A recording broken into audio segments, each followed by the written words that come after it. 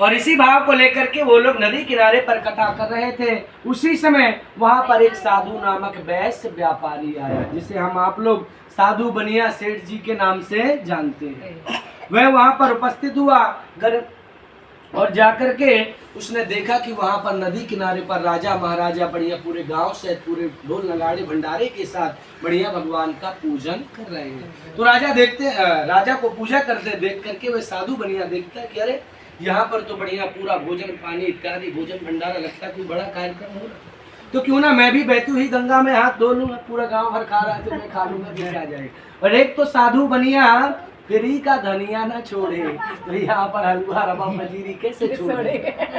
उसने भी सारा दिमाग लगाया और राजा को व्रत करते देख करके राजा रानी के पास पहुंच गया। राजा रानी के पास पहुंचा और हाथ जोड़ करके कहने लगा कि हे महाराज, आप भक्ति युक्त चिंत से यहाँ पर नदी किनारे पर कौन सा कार्य कर रहे हैं, कौन सी पूजा अर्चना कर रहे हैं। तो जो राजा था वह कहने लगता है कि देखो साधु बनिया, मैं अपने संतान को पाने के लिए सर्वशक्तिमान संपन्न महाशक्तिशाली श्री सत्यनारायण भगवान का पूजन कर रहा हूँ। और जब उस साधु बनिया को ये पता चला कि यहाँ तो संतान को पाने के लिए कथा चल रही है, तो उसने कहा कि हे महाराज, मुझे भी इस व्रत का संपूर्ण विधान समझाओ, मैं भी आपके कथा अनुसार इस व्रत को अवश्य करूंगा, मेरे भी कोई संतान नहीं है। तो उसने भी कहा देखो मैं यहाँ तक आया, एक काम के लिए दो हो गए, हाँ सांप भी मर गया लाठी भी नहीं मिलती। तो वह कहने लगा मुझे भी सारा विधि विधान समझा दे। राजा ने भी सारी जानकारी साधु बनिया को दे दी और साधु बनिया भी आनंद होकर के बढ़िया खा पी करके प्रसन्न चित्त मुद्रा में अपने घर पर चला गया और अपनी पत्नी को लीलावती को संपूर्ण वृतांत की कहानी सुना दी कि फलाने फलाने राजा हैं जो संतान के लिए सत्यनारायण भगवान का पूजन कर रहे हैं। तो उसकी पत्नी कहती जब इतना बड़ा राजा पूजा कर सकता है तो हमारे पास तो कुछ नहीं है, हमें तो पहले कर देना चाहिए।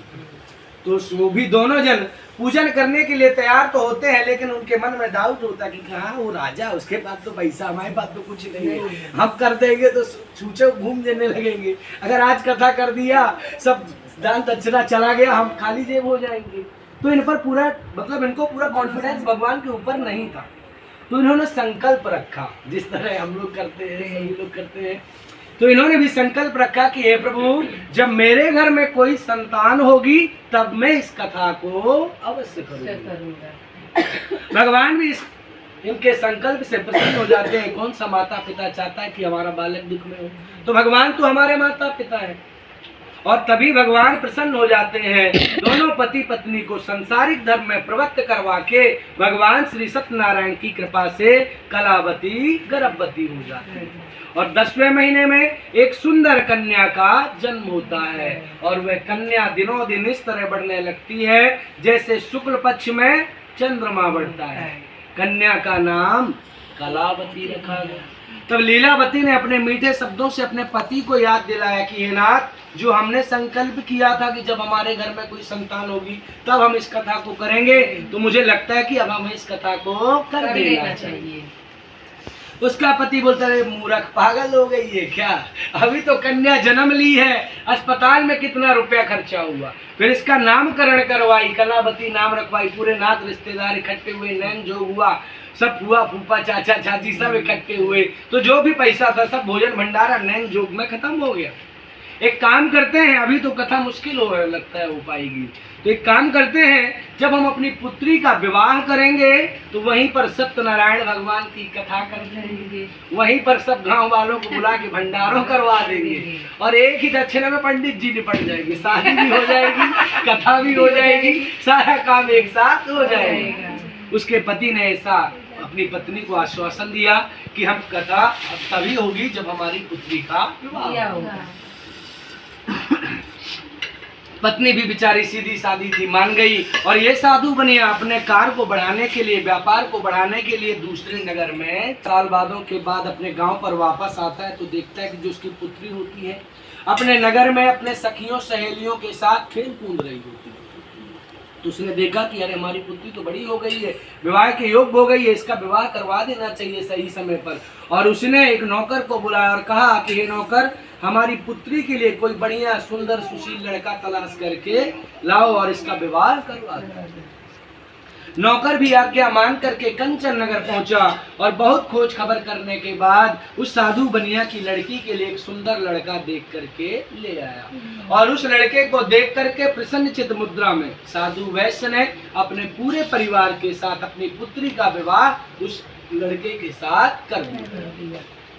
परंतु दुर्भाग्यवश वह विवाह के समय सत्यनारायण भगवान का व्रत करना भूल गया। और जब भगवान का व्रत करना भूल गया तो भगवान भी रुष्ट हो गए। क्यों हो गए रुष्ट? क्योंकि ये भारतवर्ष है कि रघुकुल रीत सदा चली आई और प्राण जाए पर वचन न जाए। जो भारतवर्ष श्री राम जी की जन्मभूमि है। भगवान ने तो तुमसे नहीं कहा था कि बेटा कथा करेगा तो ही मैं तेरे को संतान दूंगी। ये आपने भगवान से कहा था। आपने एक बार कहा, नहीं किए, फिर आपने दोबारा कहा कि शादी में करूंगा, तब भी नहीं की। गलती चूकीला माफी नहीं। तो इनको भी दंड मिलना अति आवश्यक था और भगवान इनके ऊपर रुष्ट हो गए। जब भगवान रुष्ट हो गए तो ये दोनों ससुर जमाई बढ़िया कुशल मंगल से अपने घर परिवार पर रहने लगे।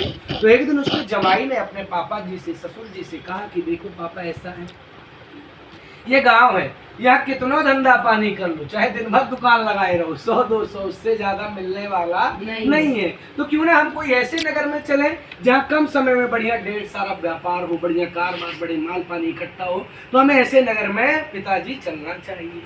पिताजी भी बात तो मान गए, लेकिन कहने लगे जाएंगे कहाँ? तो दोनों जन भारत का नक्शा निकाल लेते हैं और देखते हैं समुद्र के समीप स्थित रत्नसारपुर नामक एक नगर है। कौन सा नगर? रत्नसारपुर नामक नगर है, जो आज की डेट में मुंबई के नाम से विख्यात है, जिसे हम मुंबई की माया नगरी